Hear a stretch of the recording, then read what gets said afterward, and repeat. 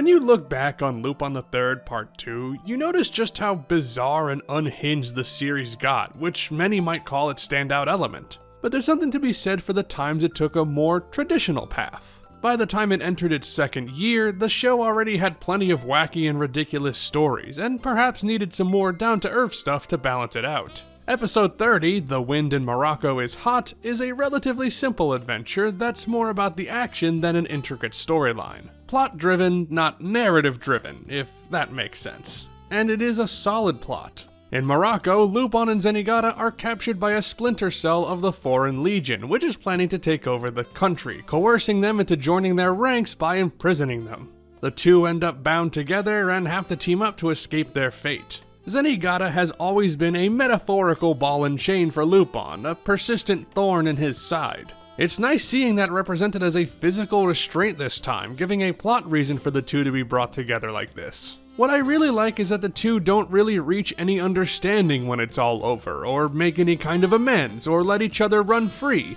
It's all a means to an end. That train scene might have been building up to that, but I just see that as a continuation of that temporary partnership.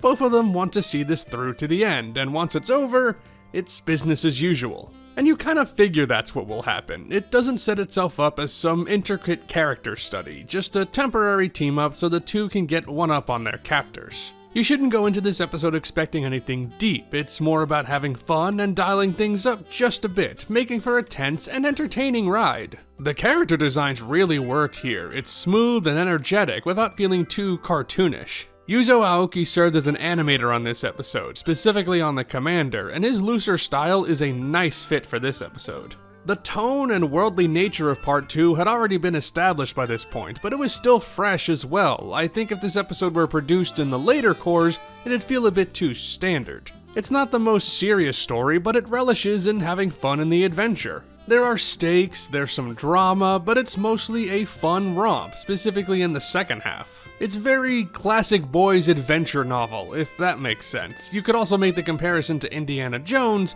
although that series began after this episode premiered in 1978. That may or may not extend to this episode's depiction of the Moroccan people, which, at a glance, is not terrible, but is not always the most flattering. We only get the perspective of this fake Foreign Legion and a few villagers here and there, and most of them are pretty hostile. To be fair, the villagers are really only enemies in the story sense, obstacles for the main characters, but that characterization unfortunately leaves this episode feeling all the more uneven. As for the Foreign Legion, well, the Lupin series is not known for its deep political intrigue or satire, especially about countries outside of Japan, but since we only get the single side of this apparent civil conflict, the historical angle feels very underrepresented.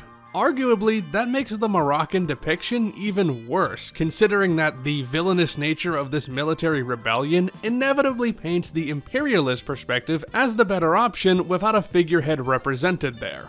But I'll leave that to smarter people than me to discuss. At least from the perspective of the Lupin series, I can understand why some might find this episode lacking. If the Lupin-Zenigata relationship isn't your favorite, there's not going to be a lot for you to like here, as that's mostly all you're getting. Fujiko and Jigen only get a few lines in one scene at the beginning and then disappear from the plot entirely, and Goemon isn't even in this one.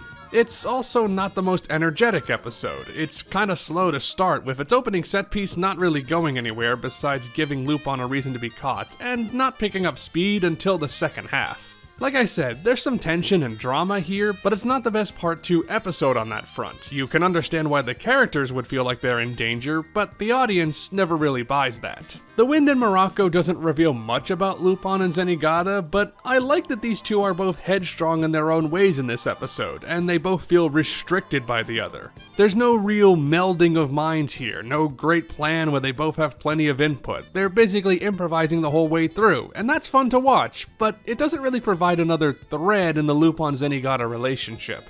It's not really about their standout traits either. The men are both intelligent and cunning enough, but there's no gotcha moment, no big way for them to get the one-up on their opponent. They're always on the run from beginning to end. I mean, yes, they do triumph in the finale, but it's all reacting to the environment around them in real time. But in a way, I think that's refreshing.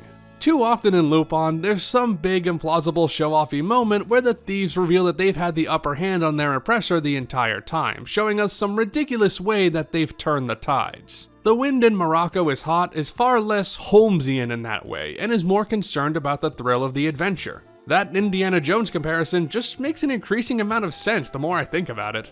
Real quick, let's also talk about the dubbed version, retitled Moroccan Horror Picture Show, which is not a terrible name. It loses quite a bit of that historical context, which was already lacking in the original Japanese script, but in the dub, it's downright non-existent. They don't refer to this foreign legion by name, for example, they just call it the Revolution. So theoretically, by this dub script, this thing could have been set anywhere. If it were attached to an episode about Lupin and Zenigata escaping from a Russian, or Brazilian, or Norwegian prison, nothing would have to change. As for the dub exclusive jokes, there's a running joke about Disneyland that doesn't hit its mark and feels like a very Route 1 jab at their theme parks. Oh wow, Disneyland is overcrowded, just like a prison. What a deep and meaningful insight. And also, at one point, Zenigata boasts that he has big testicles. Make of that as you will. The dub is also probably just as racially insensitive as the subbed version, if not more so. I'm not the best judge of this, of course, so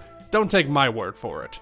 I wouldn't call The Wind in Morocco Is Hot a top tier episode of Part 2, as every element in here is done better in other episodes. It's very much a jack of all trades, master of none episode for me, where it isn't that adept at anything it does, but it is consistently well made and enjoyable. That's why I chose this episode for my first Lupin episode review. It's nowhere near the upper echelon of Lupin stories, but it's one that's definitely worth watching for its compelling storytelling and simple charm.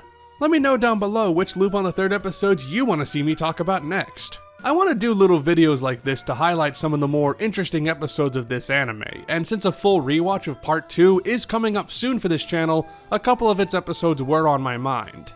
Keep in mind that I'm likely going to avoid talking about the more well-known or well-beloved episodes for a little while, so none of the Miyazaki Part 2 episodes or other classics. Also, I am not reviewing any Part 1 episodes on their own right now, as my next video will be looking at them all, so stay tuned for that.